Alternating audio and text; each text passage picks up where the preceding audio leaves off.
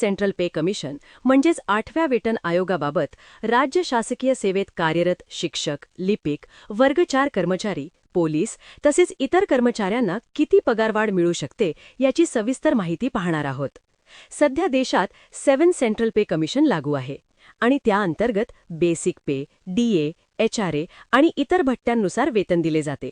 साधारणपणे दर 10 वर्षांनी नवीन वेतन आयोग लागू केला जातो आणि त्यामुळे 1 जानेवारी 2026 पासून 8वा वेतन आयोग लागू होईल अशी व्यापक अपेक्षा व्यक्त केली जात आहे. जरी अंतिम अधिकृत अधिसूचना येणे बाकी असले तरी तज्ज्ञांचे अंदाज, कर्मचारी संघटनांची मागणी आणि माध्यमांतील चर्चेनुसार मोठ्या प्रमाणात बेसिक वेतनवाढ होण्याची शक्यता आहे.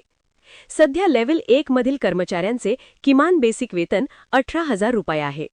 फिटमेंट फॅक्टर 2.57 वरून 3.00 ते 3.68 दरम्यान वाढू शकतो अशी चर्चा आहे. जर 3.68 फिटमेंट लागू झाला तर किमान बेसिक वेतन थेट 50,000 रुपयांच्या आसपास जाऊ शकते. याचा थेट फायदा वर्ग 4 कर्मचारी, शिपाई, मल्टीटास्किंग स्टाफ, सहाय्यक कर्मचारी यांना होईल. त्याचप्रमाणे लेव्हल 2 व लेव्हल 3 मध्ये येणारे लिपिक, कनिष्ठ सहाय्यक, पोलीस कॉन्स्टेबल यांचे सध्याचे बेसिक वेतन 19,900 ते 21,700 रुपये दरम्यान आहे. ते 8व्या वेतन आयोगानंतर 55,000 रुपयां ते 65,000 रुपयांच्या दरम्यान जाण्याची शक्यता वर्तवली जात आहे. यामुळे त्यांच्या इन हँड सॅलरीमध्ये मोठी वाढ होईल. राज्य शासकीय शिक्षकांच्या बाबतीत पाहिले तर प्राथमिक शिक्षक, माध्यमिक शिक्षक हे प्रामुख्याने लेव्हल 6 किंवा लेव्हल 7 मध्ये येतात. सध्या त्यांचे बेसिक वेतन 35,400 ते 44,900 रुपयांपासून सुरू होते. संभाव्य नवीन वेतन रचनेनुसार हे बेसिक वेतन 1 लाख ते 1,30,000च्या आसपास जाऊ शकते. अर्थात ही आकडेवारी अंदाजाधारित आहे. अंतिम रक्कम आयोगाच्या शिफारशींवर आणि केंद्र सरकारच्या मंजुरीवर अवलंबून असेल.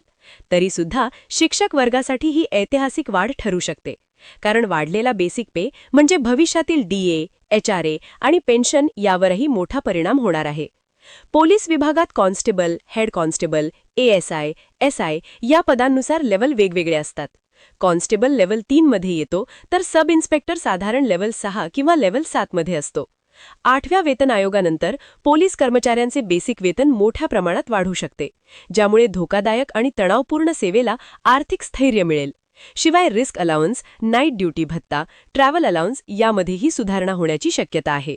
लिपिक व कार्यालयीन कर्मचाऱ्यांसाठी ही वाढ अत्यंत महत्त्वाची ठरणार आहे, कारण सध्या महागाई वाढलेली असताना विद्यमान वेतन रचना मर्यादित वाटते. नवीन वेतन आयोग लागू झाल्यास बेसिक वेतन वाढेल आणि त्यावर लागू होणारा डीए देखील नव्याने शून्यावरून सुरू होईल. पुढील काही वर्षांत डीए वाढत जाईल आणि त्यामुळे एकूण पगारात टप्प्याटप्प्याने मोठी वाढ होईल. तसेच एचआरए शहराच्या श्रेणीनुसार 8%, 16% किंवा 24% दराने लागू होतो. नवीन बेसिक वाढल्यामुळे एचआरएची रक्कमही आपोआप वाढेल. पेन्शनधारकांसाठी देखील 8वा वेतन आयोग महत्त्वाचा आहे, कारण पेन्शन ही शेवटच्या बेसिक वेतनाच्या 50% प्रमाणे ठरते.